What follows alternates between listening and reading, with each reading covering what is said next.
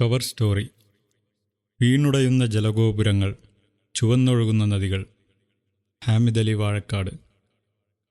പശ്ചിമഘട്ടം ഒരിക്കൽ കൂടി ചർച്ചയ്ക്ക് വിധേയമാകുന്നു. ലോക പൈതൃക പട്ടികയിലുള്ള ഈ ജലഗോപുരം 6 സംസ്ഥാനങ്ങളിലെ കോടിക്കണക്കിന് മനുഷ്യരുടെ ജീവിതവുമായി നേരിട്ടും അല്ലാതെയും ഇഴചേർന്ന് നിൽക്കുന്നു. ആ മലയടിവാരത്തും അതിൽ നിന്ന് ഉത്ഭവിക്കുന്ന അരുവികൾക്കും പുഴകൾക്കും ഇടയിലാണ് നമ്മുടെ ജീവിതം ഇത്ര ഹരിതാഭമായി തുടരുന്നത്. പുരോഗതി ആഗ്രഹിക്കാത്ത, വികസനം കൊതിക്കാത്ത ഒരു ജനസമൂഹവും ലോകത്തില്ല. ഓരോ നാടും അവർക്കാവുന്ന തരത്തിൽ മുന്നോട്ട് കുതിക്കുന്നു. ആ പ്രയാണത്തിൽ ചിലർ വേഗത്തിൽ മുന്നേറുന്നു, ചിലർ കിതക്കുന്നു. ഈ കിതച്ചവരുടെ കൂട്ടത്തിലാവുന്നുവോ നമ്മൾ പശ്ചിമഘട്ടവാസികൾ? വികസനവും പ്രകൃതിയും 2 ധ്രുവങ്ങളിലായി സഞ്ചരിക്കുന്ന ഗതികേടിലാണ് നാം ഇന്ന്. നമുക്ക് വയനാട്ടിലേക്ക് വരാം. ഡക്കാൻ പീഠഭൂമിയുടെ തെക്കുപടിഞ്ഞാറൻ അതിരിൽ എഴുന്നു നിൽക്കുന്ന അനേകം മലകളുണ്ട്. ബ്രഹ്മഗിരിയും ബാണാസുരയും ചെമ്പ്രയും വെള്ളരിമലയും തലയെടുപ്പോടെ ഉയർന്നു നിൽക്കുന്നു. അവയ്ക്കിടയിൽ അനേകം ചെറുമലകളും താഴ്വരകളും. ഈ താഴ്വാരങ്ങളിലെല്ലാം നമുക്ക് അനേകം ചോലകൾ കാണാം. ആ ചോലകളുടെ തീരത്താണ് വയനാട്ടിലെ ഒട്ടുമിക്ക ഗ്രാമങ്ങളും സ്ഥിതി ചെയ്യുന്നത്. എന്തുകൊണ്ട് പുഴയോരത്ത്? ചൂരൽമലയിലും മുണ്ടക്കൈയിലും ദുരന്തമുണ്ടായ സ്ഥലങ്ങൾ സന്ദർശിച്ച സമയത്താണ് എങ്ങനെയാണ് ജനങ്ങൾ പുഴ തീരത്ത് എത്തിച്ചേർന്നത് എന്നതിനെക്കുറിച്ച് വീണ്ടും ചിന്തിച്ചത്. 3-ാം മൈസൂർ യുദ്ധാനന്തരം മലബാർ പൂർണ്ണമായും ബ്രിട്ടീഷ് അധീനത്തിലായി. തുടർന്ന് വയനാട്ടിൽ അനേകം എസ്റ്റേറ്റുകൾ നിലവിൽ വന്നു. ചോലക്കാടുകളും പുൽമേടുകളും മഴക്കാടുകളും പതുക്കെ പലതരത്തിലുള്ള എസ്റ്റേറ്റുകളായി. ചെങ്കുത്തായ ചരിവുകളും കൊടുമുടികളും റിസർവ് വനങ്ങളും ഒഴികെ എല്ലാം ഏലം, കാപ്പി, തേയില തോട്ടങ്ങളായി. നല്ല മണ്ണെല്ലാം ഫലത്തിൽ വിശാലമായ എസ്റ്റേറ്റ് ഉടമകളുടെ അധീനത്തിൽ വന്നു.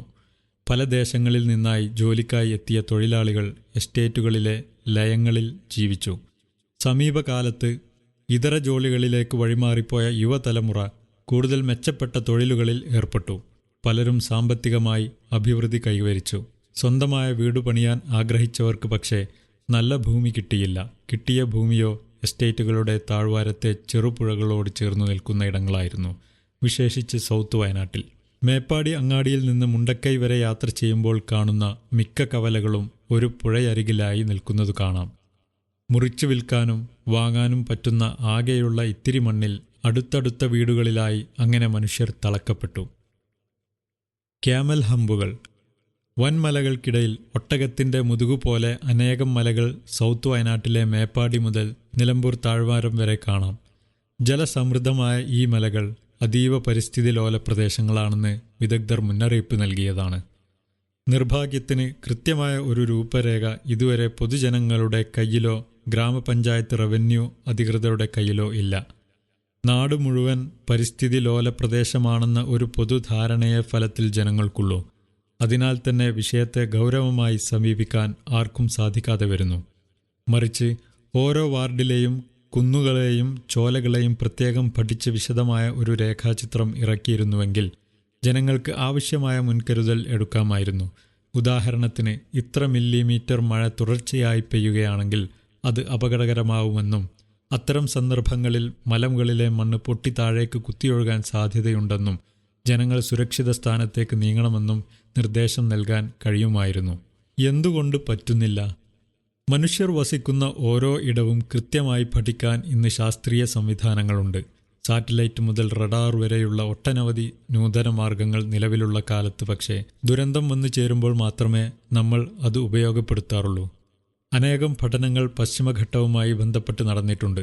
1986 പശ്ചിമഘട്ട സംരക്ഷണ നിയമം, ഗാഡ്ഗിൽ കസ്തൂരി രംഗൻ റിപ്പോർട്ടുകൾ, ഹരിത ട്രൈബ്യൂണലിൻ്റെ പരാമർശങ്ങൾ തുടങ്ങി നിരവധി ശാസ്ത്ര ഗവേഷണ സ്ഥാപനങ്ങളുടെ പഠനങ്ങൾ നമുക്ക് ചുറ്റും ചിതറിക്കിടക്കുന്നു.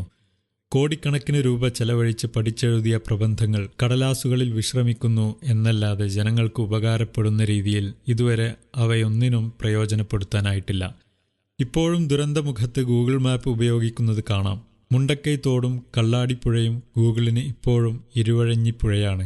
ആ തെറ്റ് തിരച്ചിൽ നടത്തുന്നവർക്ക് വരെ പ്രയാസങ്ങൾ സൃഷ്ടിക്കുകയുണ്ടായി. കാലാവസ്ഥാ വ്യതിയാനത്തിൻ്റെ പ്രയാസങ്ങൾ നേരിട്ട് അനുഭവിക്കുന്ന ജനതയാണ് കേരളത്തിലുള്ളത്. കാരണം പശ്ചിമഘട്ടത്തിൻ്റെ ചെരുവിലെ ഇത്തിരി കുഞ്ഞൻ തുരുത്താണിത്. അതിനരികിൽ അറബിക്കടലും. കള്ളക്കടൽ പ്രതിഭാസങ്ങളും കടൽക്ഷോഭവും സൈക്ലോണുകളും ഒരു ഭാഗത്ത് കൂടുന്നു. നമ്മുടെ തീരം ദുർബലമാവുന്നു. കാലാവസ്ഥാ വ്യതിയാനത്തെ തുടർന്ന് മലയോര മേഖലയിൽ മഴയും പേമാരിയും കനക്കുന്നു. മണ്ണൊലിപ്പ് മുതൽ മലയിടിച്ചിൽ വരെ കൂടി വരുന്നു. അതിനെ തുടർന്ന് പ്രളയവും വെള്ളക്കെട്ടും കൂടുന്നു. ഓരോ വർഷം പിന്നിടുമ്പോഴും ഈ ദുരന്തത്തിൻ്റെ വ്യാപ്തി കൂടി വരികയാണ്. അതിനൊപ്പം ഇതിനെയൊന്നും പരിഗണിക്കാതെയുള്ള വികസന പ്രക്രിയകൾ കൂടുന്നു. ഭൂമി കൂടുതൽ തുണ്ടം തുണ്ടമായി മുറിക്കപ്പെടുന്നു. തോടുകളും പുഴകളും കയ്യേറി സ്വന്തമാക്കുന്നു. സ്വാഭാവിക നീരൊഴുക്ക് പലയിടത്തും തടസ്സപ്പെടുന്നു. കാട് കത്തിക്കുന്നു.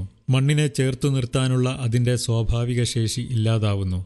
വനനശീകരണത്തിൻ്റെ തോത് വർദ്ധിച്ചു വരുന്നതും വനം തന്നെ പലർക്കായി തീരെഴുതുന്നതും കൂടി വരുന്നു.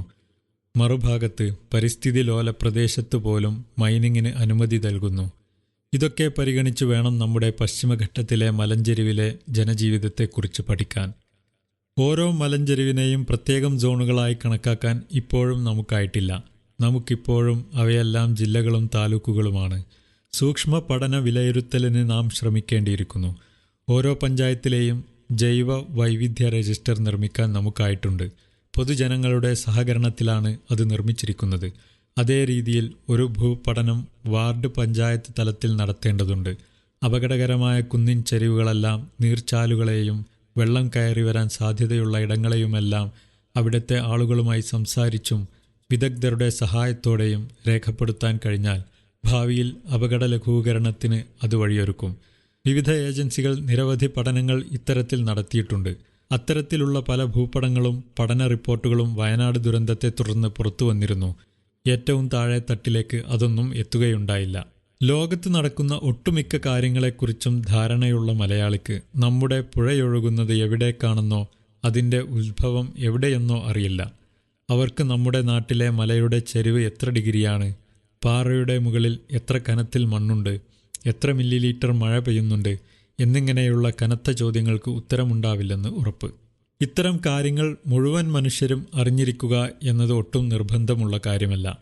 പക്ഷേ ഒരു ഗ്രാമപഞ്ചായത്തിലെ ഒരു ടീമിനെങ്കിലും അതേക്കുറിച്ച് അറിവുണ്ട് എന്ന് നമുക്ക് തീർച്ചപ്പെടുത്താൻ കഴിയണം. എന്നാലേ കേന്ദ്ര സംസ്ഥാന ഏജൻസികളുടെ മുന്നറിയിപ്പ് വരുന്നതിന് മുന്നെയെങ്കിലും മിനിമം കരുതൽ ജനത്തിനെടുക്കാനാവൂ. മുണ്ടക്കൈ ചൂരൽമല ദേശത്ത് കനത്ത മഴ പെയ്തിറങ്ങിയത് നാട്ടുകാർ അറിയുന്നുണ്ടായിരുന്നു. പക്ഷേ അത് അപകടകരമായ അവസ്ഥയിലേക്ക് പോകുന്നു എന്ന് തിരിച്ചറിയാൻ ഒരു സംവിധാനവും ഉണ്ടായിരുന്നില്ല. അത്തരത്തിലുള്ള സംവിധാനങ്ങളിലേക്കാണ് നാം ഇനി ശ്രദ്ധ ഊന്നേണ്ടത്. ഒപ്പം പശ്ചിമഘട്ടത്തെ സംരക്ഷിക്കാനുള്ള ബൃഹത്തായ പദ്ധതികൾക്കും. പശ്ചിമഘട്ടത്തിലെ നിസ്സഹായരായ കർഷകർക്കും സാധാരണക്കാർക്കുമൊപ്പം നമ്മൾ ചേർന്നു നിൽക്കേണ്ടിയിരിക്കുന്നു.